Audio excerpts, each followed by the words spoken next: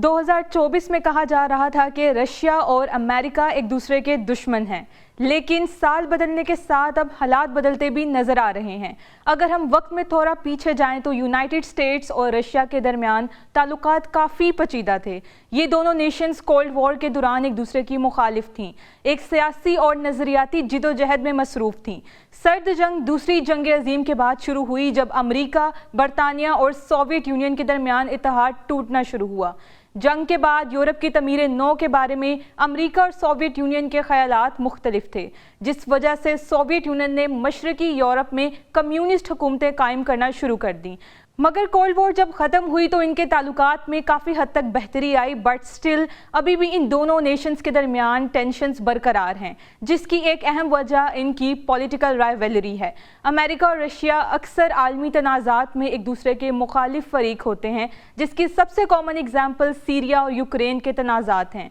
जबकि अमेरिका ने रशिया और यूक्रेन के तनाज़ा में हमेशा यूक्रेन की हमायत की है, और नाटो की एक्सपेंशन ने भी इस तनाज़ा में एक मेजर रोल प्ले किया है, क्योंकि रशिया नाटो को अपनी सिक्योरिटी के लिए खतरे के तौर पर देख रहा है।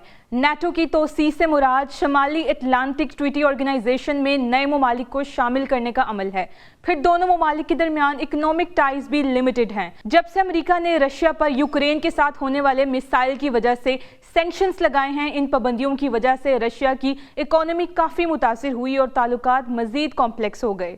और भी बहुत से कॉजेज़ हैं जिन पर बाद में बात होगी। अब चलते हैं इस सवाल की तरफ जिसका सबको इंतज़ार है कि क्या रशिया और अमेरिका के ताल्लुकात बेहतरी की तरफ जा रहे हैं।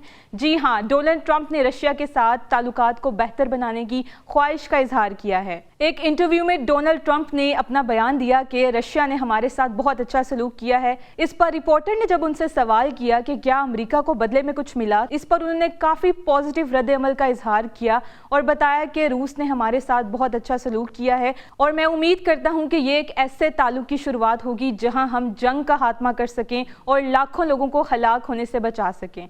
एक तरफ मागा meets मीगा, make America great again और मेक इंडिया ग्रेट अगेन के ताल्लुकात आपस में काफ़ी हद तक बेहतर हो रहे हैं, और एक तरफ अब अमेरिका रशिया के साथ भी अपने ताल्लुकात को बेहतर करने की तरफ जा रहा है।